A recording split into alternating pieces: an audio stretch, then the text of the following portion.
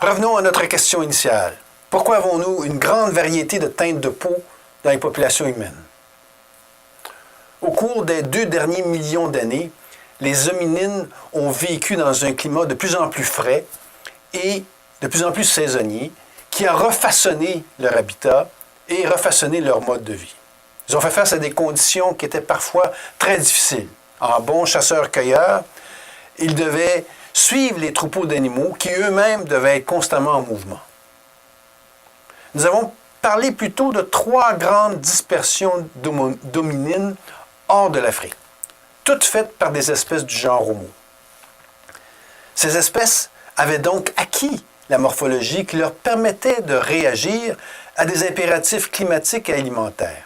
Ainsi, on a découvert des fossiles d'hominines vieux d'approximativement 1,7 à 1,5 million d'années en Géorgie et en Chine, à des sites situés au-delà du 40e parallèle et à des milliers de kilomètres de l'Afrique. Ces fossiles appartenaient probablement à la première vague d'hominines hors de l'Afrique. Nous avons établi que ces hominines avaient une peau foncée. Une peau foncée a besoin de 6 fois plus de radiation UVB pour obtenir la même quantité de vitamine D qu'une peau pâle. Ceci ne pose pas de problème dans les tropiques, mais lors des dispersions hors de l'Afrique, cette peau foncée avec ses gros mélanosomes remplis de mélanine ne permettait pas d'absorber suffisamment de rayons ultraviolets pour produire une concentration santé de vitamine D. Il y a probablement eu alors un avantage sélectif en faveur d'individus qui avaient un teint plus pâle au fur et à mesure que les populations se sont dirigées vers le nord. Cette perte progressive de mélanine a augmenté la capacité de la peau à utiliser le rayonnement ultraviolet pour faciliter la synthèse de la vitamine D, sans pour autant que ce soit néfaste pour le métabolisme de l'acide folique. On peut présumer que toutes les vagues humaines hors de l'Afrique ont été accompagnées d'une certaine dépigmentation de la peau relativement aux populations souches africaines. Les données moléculaires ont montré que ça a été le cas pour Homo neanderthalensis, une espèce qui faisait probablement partie de la 2e vague de dispersion hors de l'Afrique et qui s'est établie en Europe. Par contre, aucune espèce d'hominine ne peut compétitionner avec Homo sapiens pour la capacité de dispersion. Notre espèce, qui avait alors une peau foncée, s'est différenciée possiblement d'Homo heidelbergensis en Afrique il y a 200 000 ans. Notre espèce est la seule qui s'est dispersée sur toute la planète, sauf pour l'Antarctique. Des études moléculaires et la découverte de fossiles suggèrent que notre dispersion hors de l'Afrique a commencé il y a 100 000 ans et a été suivie par une dispersion dans 2 directions.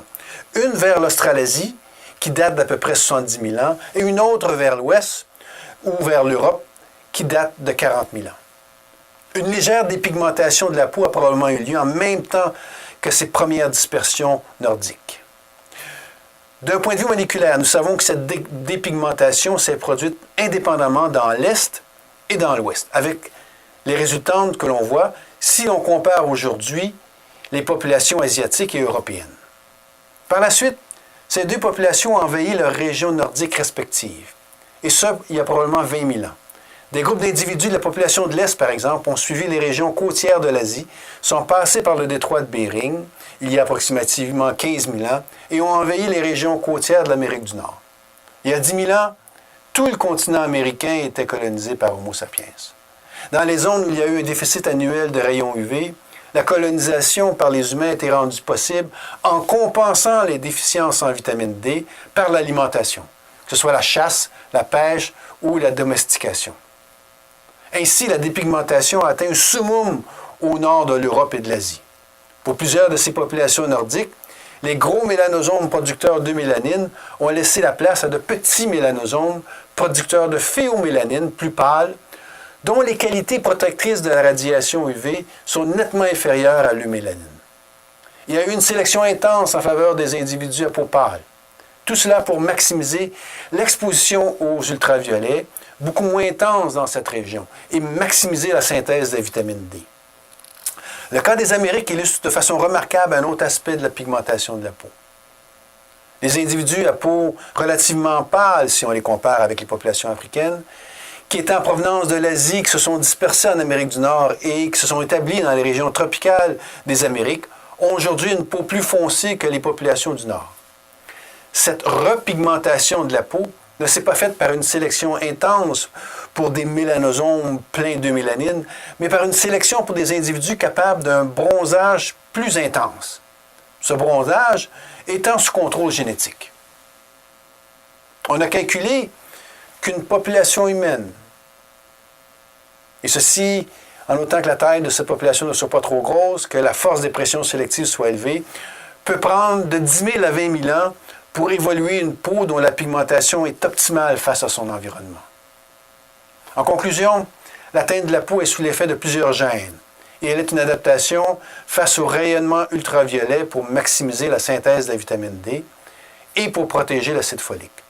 La sélection naturelle a agi de façon spectaculaire sur ce trait au cours des 100 000 dernières années et plus particulièrement au cours des 15 à 20 000 dernières années. Le concept social de race lié à la couleur de la peau qui suggère que plusieurs traits comme l'intelligence, le comportement ou le caractère puissent se regrouper sous l'étiquette héréditaire d'une couleur de peau n'a aucun fondement biologique ou évolutif. La teinte de la peau est une réalité biologique qui est uniquement indicatrice de l'environnement dans lequel les peuples ont vécu.